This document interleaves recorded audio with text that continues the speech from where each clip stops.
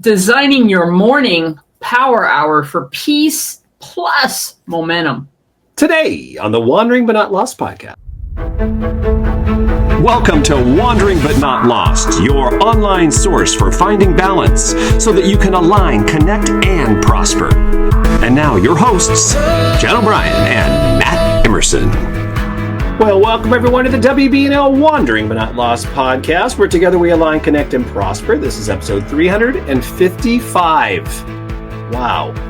Yeah, and you can find all those show notes over at WBNLpodcast.com. Jen O'Brien, let's dive in. One of my favorite things to talk about, because apparently it's been one of the things I'm really learning in this lifetime, embracing the power of a morning routine. So you've probably heard, whether you heard it from us, anywhere out there in the universe, how you start your morning shapes your entire day. I really do believe it's true, but here's the thing. It's not about waking up at 5 a.m., checking a bunch of boxes. It's about creating a morning power hour that really supports you, your energy, your clarity, and your alignment.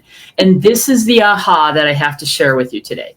Because I really honestly came to this conclusion most recently, where I was judging how well I was doing on my morning power hour because I developed something several years ago. I've refined it. And I was feeling like, hey, I haven't checked all the boxes today. I was in do mode, not be mode. And I let that go, Matt. And I'm just telling you because it's made a difference. Because for me, I don't have to do the 5 things I say I want to do every day. I basically have an intention every morning that I don't jump right into work. I don't start to scrolling on the phone. I do something that's in my routine that is for me, that lets me get my day started. And we're going to talk about that today. And I'm just sharing that with you up front, because if you're like me, this is a challenge for people who are sort of driven, task driven, or feeling like I have to do, and then that means I'm successful. So that's my aha. All right? That's good. That's a good aha. It's a tough one though. Okay. So we're going to break down in this episode how to design a morning routine that gives you peace, allows you to have momentum, allows you to start the day with the energy so you can go on and do. Okay, so we're going to talk about being, right? Okay. It really does help you go throughout the day if you just accomplish something. So really, what do we mean by morning power hour? I've called it a daily routine.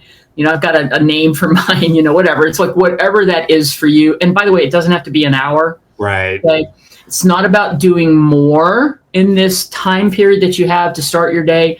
It's about having intention, starting with intention and focusing on you. So think of it as a container to center yourself before the world asks you to perform, before you get into the task to do performance mode, right? It can include things like breath work, movement, journaling. Sound familiar? We talk a lot about this on our podcast. It could be just micro movements. It doesn't have to be some long, go to the gym 1 hour routine. Meditation or just being still. It can have planning involved, but it's not jumping into tasks that are on your list to do, okay? That morning power hour is like an energetic tune-up for you. It sets your frequency before the noise of the day throws you off.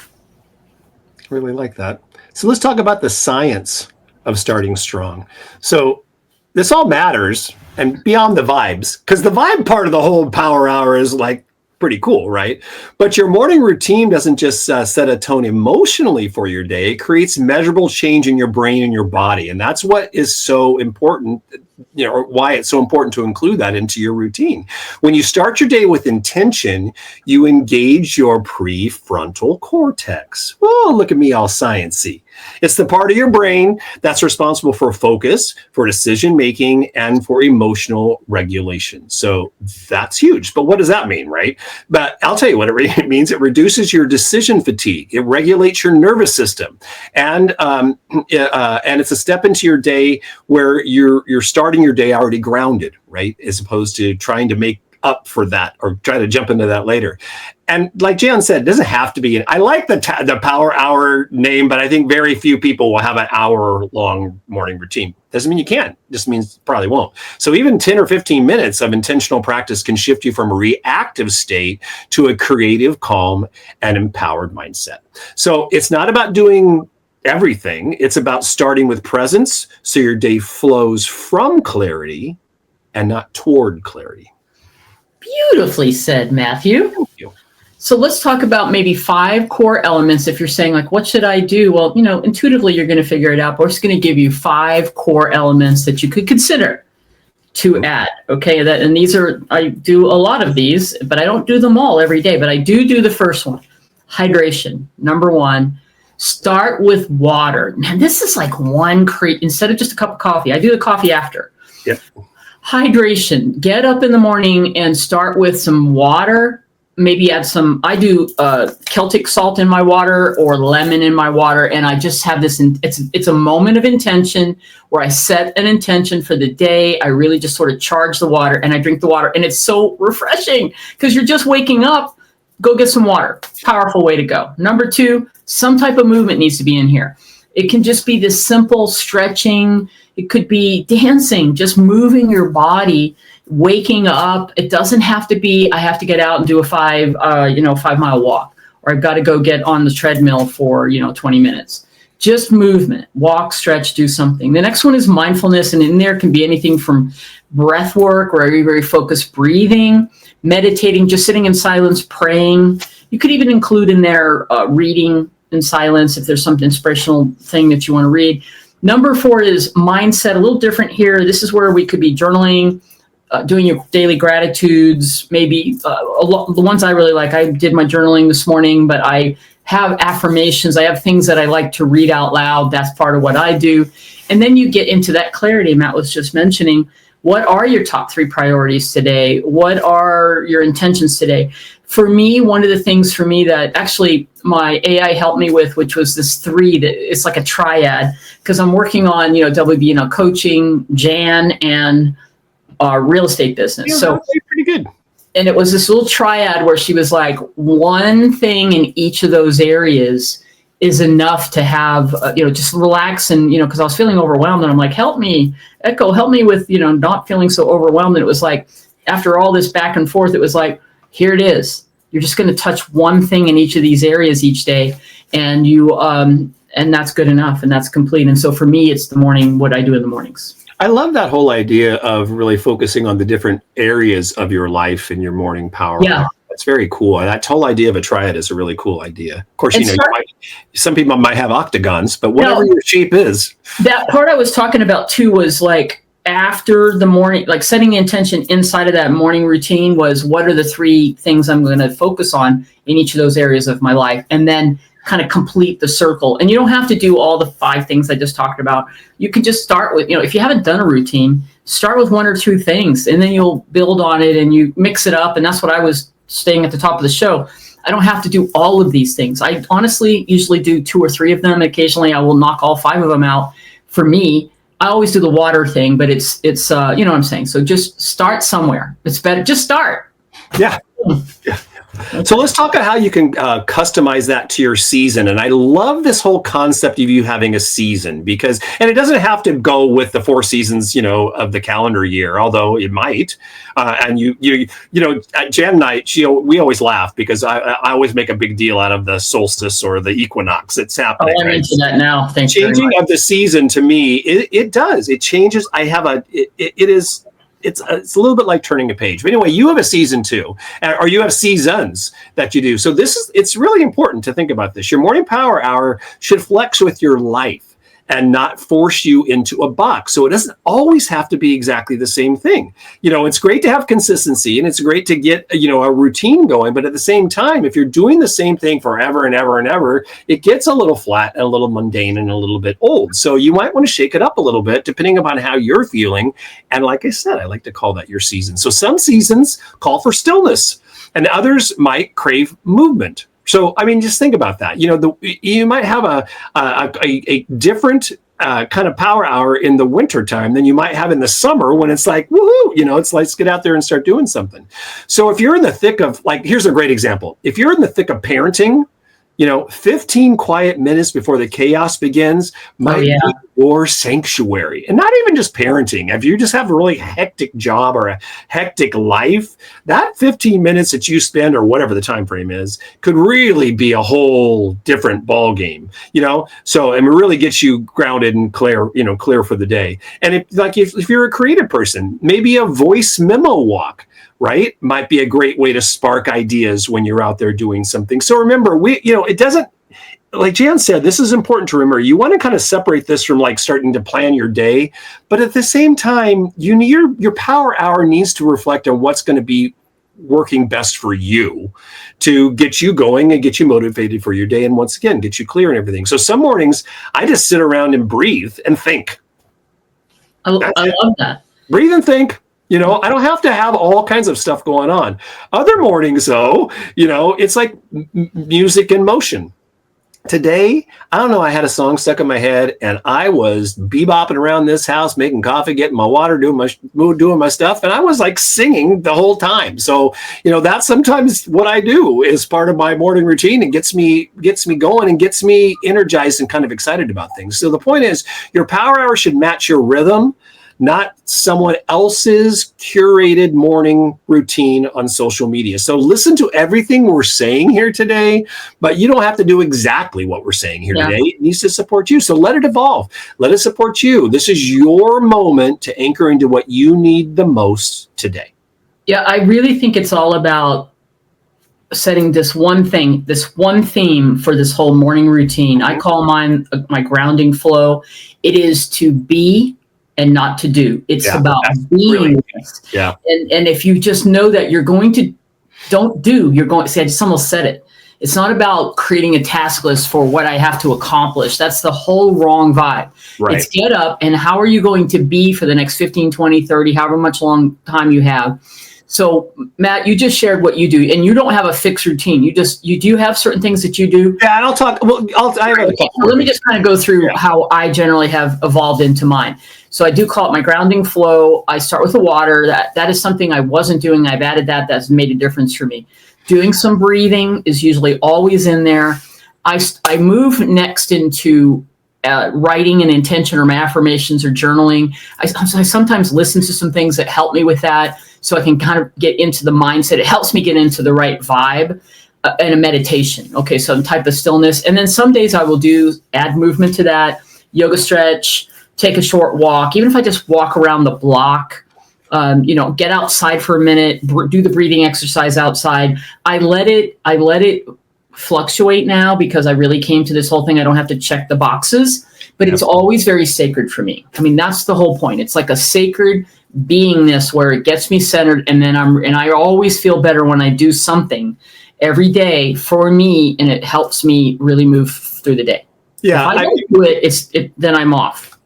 Yeah, exactly. I think that's really the key to the whole thing, that once you really get into this, you'll realize how valuable it is to actually starting your day on the right note. And it's almost like, it's I don't know, it's just that one step that so many people miss, and it's so important. I already talked about some of the stuff I do. It really, to me, it's like my ignition switch for the day, right? Oh, yeah. So whether it's a walk, and it depends on what time of the year it is, as far as getting out to do that, but just light stretching, something that movement is almost always a part of my routine on top of the water, because water is like the first thing I do when I get up out of my bed. I am like on that water. That's a big part of what goes on. Music is really important for me too, whether it be listening to music or just like I said, just going around singing in the house. But it makes me feel present in my body. And I think that's the whole point. It's like, it's like you wake up and you're like, okay, well, I'm here. Let's get all the pieces moving here. Right. So, I'll often, also, so I like to kind of transition right from my morning routine into like, this is what my day holds for me here. So a lot of times I'll kind of like scan my day, kind of know what's going on. This is like, once again, this is not part of the morning routine. This is like that transition out of it into your actual day itself. So I'll scan what's going on, or review my calendar, and I'll start jotting down some things, kind of a clarity list of priorities that I'm going to accomplish that day. So I kind of have that kind of set in my mind before it's like actual go time, nothing fancy, right? No big deal, just something where I'm kind of going through it. And I'll tell you, when I skip it, I feel off. Just like Jan said, you don't feel like you're starting on the right foot when you do that. I feel a little scattered sometimes when I don't go through that process, right? It's like playing catch up right from the very start of the day if I don't do the morning routine and then kind of segue into, now it's time to get into the work part of that. But when I make space for it, even if it's just for a few intentional moments, I move through the day more rooted, more ready, and far more calm and at ease. I don't know, it's weird. I love that, Matt. And one of the things that you're saying there, and I do a similar thing. I'll go through whatever I'm going to do today, but I end before I go get myself ready for the day with that clarity of what are the top. There's always a million things to do on all our lists. Yeah. So I will go and be focused in my thing. It's at least I'm going to get at least these 3 things accomplished for each of the areas, but then I'll expand on it because it allows you, because then it allows you to deal with what comes up. Right. Because and I'm telling you, that's so powerful what you're saying. If you miss it, then you're jumping right into do mode and performing, and then you're in the race. So take the moment, even if it's 5. So here's a couple additional common routine, morning routine mistakes. Getting up, turning the phone on and starting to scroll and checking your emails and checking your texts. And what did I miss while I was sleeping? That is huge before you check in with yourself. Being too rigid, we've already talked about this, trying to force a routine because it doesn't feel right. Let it be a living, breathing, ritual that you discover what works for you. And honestly, as time changes and seasons change and you grow and you get older, it's going to change. In the beginning when I was doing some of this, it was like, I would see myself as that more fit 30-year-old that I could do more things. And I was always judging, my 60-year-old self against my 30-year-old self, or even my 40-year-old self, right? Overscheduling or, having a huge, expectation of perfection. That's a personality issue. Not leaving room for flow or energy shifts. That was where my aha came in. And it's just like, doesn't matter what it is that I do, as long as I'm not due. I'm going to keep on coming back to that because this is not about doing checklists. This is about, it doesn't matter how I am that day, what I choose to do to be, you know what I mean? What activity I am going to, practice so that I'm in the moment. That's really what it was all about.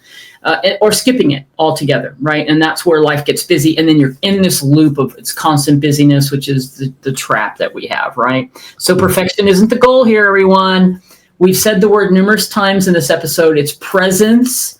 Presence is a present, which is why it is a present, because you're being in the moment, which is the only moment that we have. And if you're flexible enough, you can evolve and you can anchor it in, and it'll become what you want it to be. Okay. I love it. I really love that. And it's the be do have, for crying out loud. We've talked about be do have. Be do have, baby. Not have be. Be do have, baby. So here's a big question. What happens if you start, or how do you start doing this if you're not a morning person?